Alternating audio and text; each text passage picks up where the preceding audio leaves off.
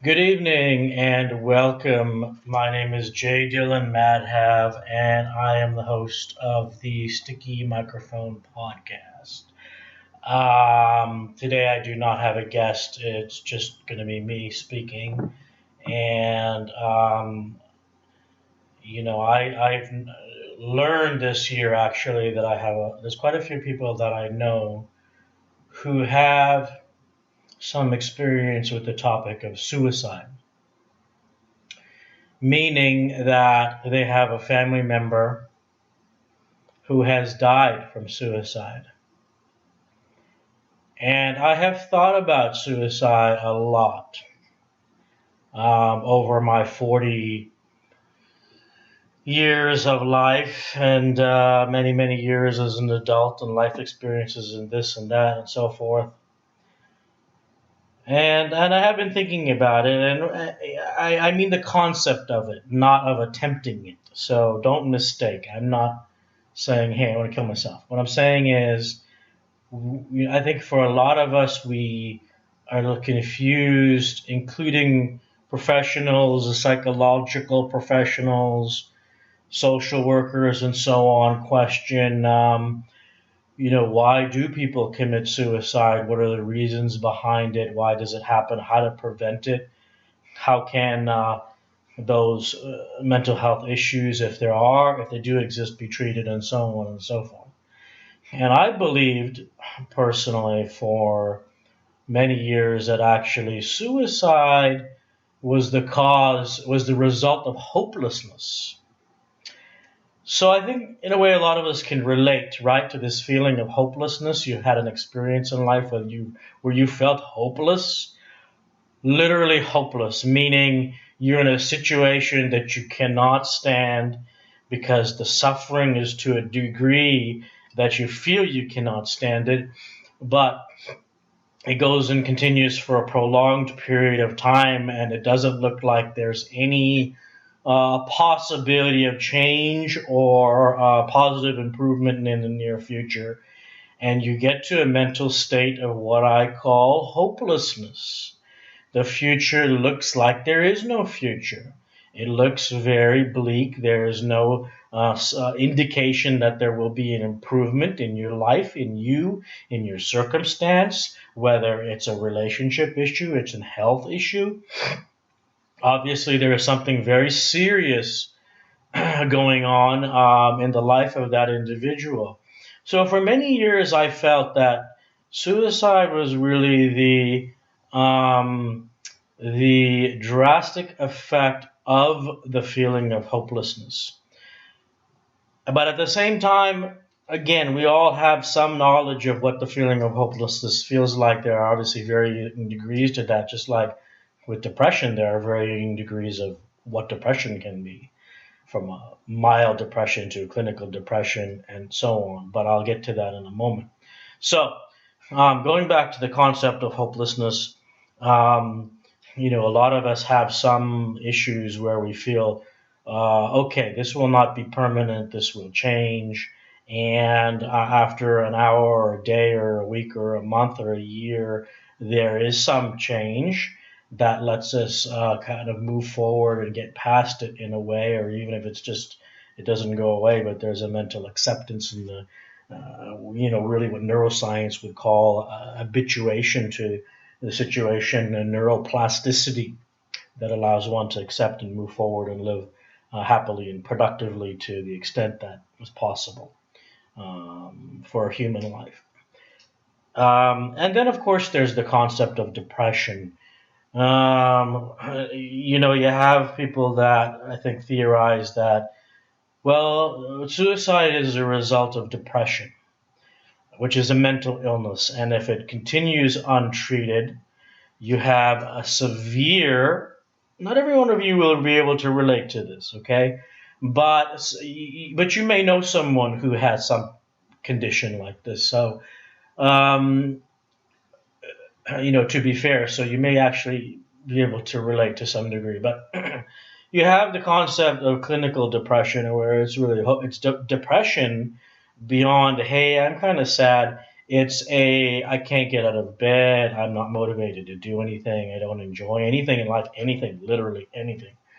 I'm not using myself as an example here. I'm just talking about the concept of what it is as it affects as it relates to affecting an individual and their psychology. So, um, not enjoying anything in life that you otherwise normally would, including time with friends, drinking, socializing, sexual activity, and so on and so forth.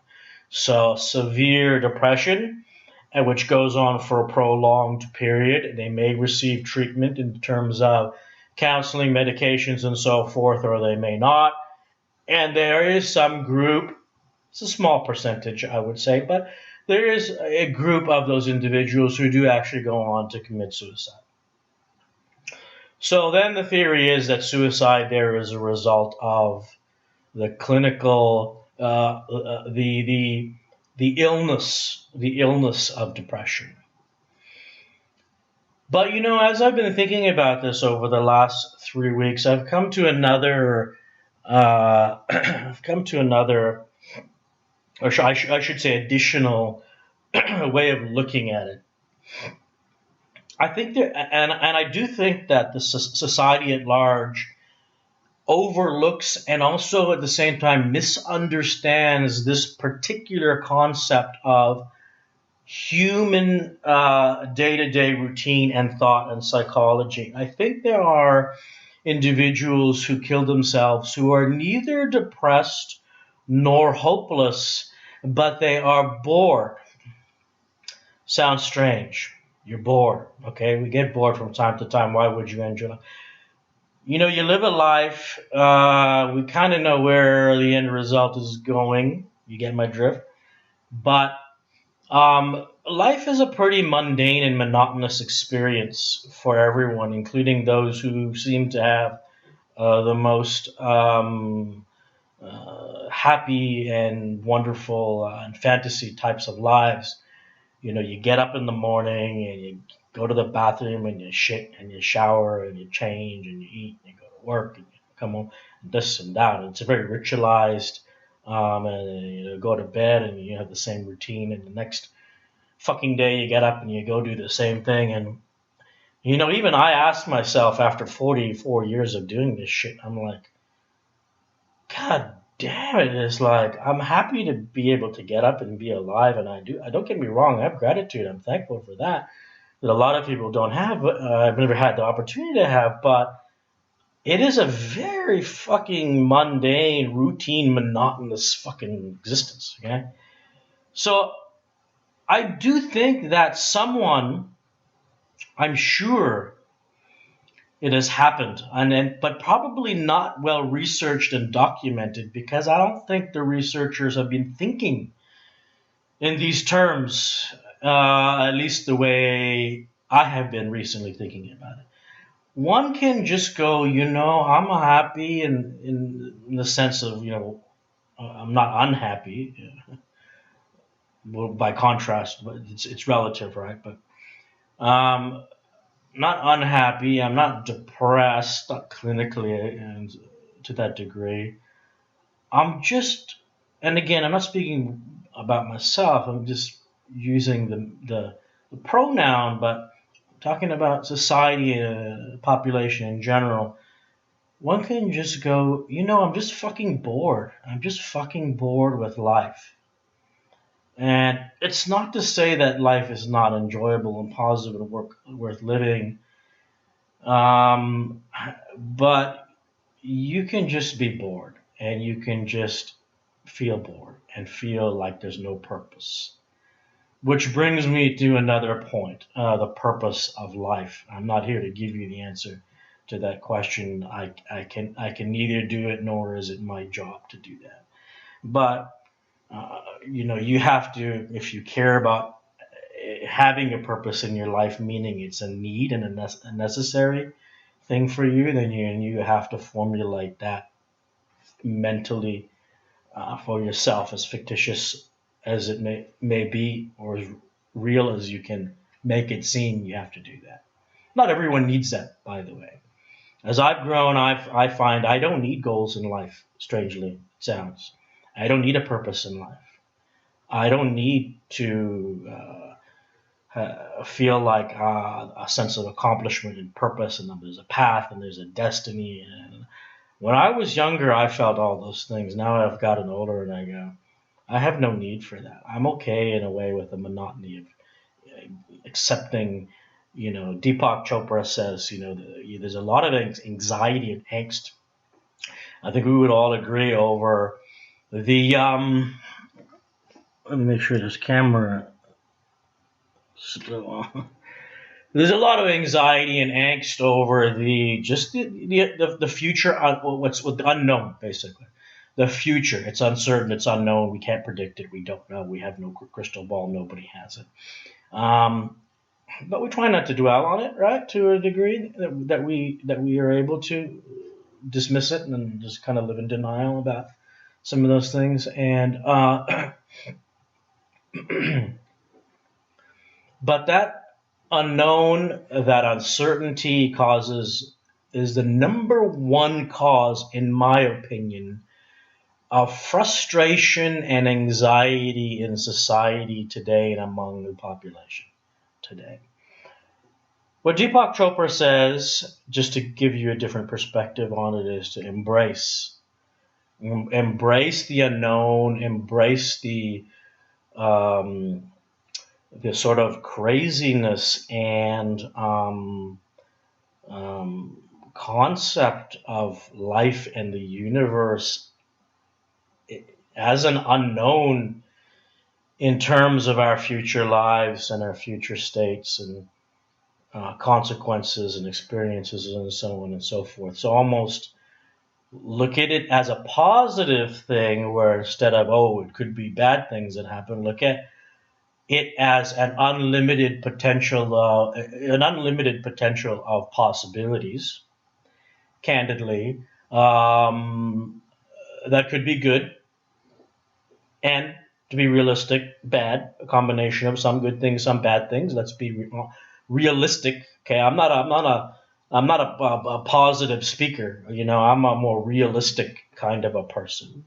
I try and take a very realistic perspective and put a more positive spin on it, meaning more positive than negative, because I have to get through the day too, just like you do, and live, one day at a time.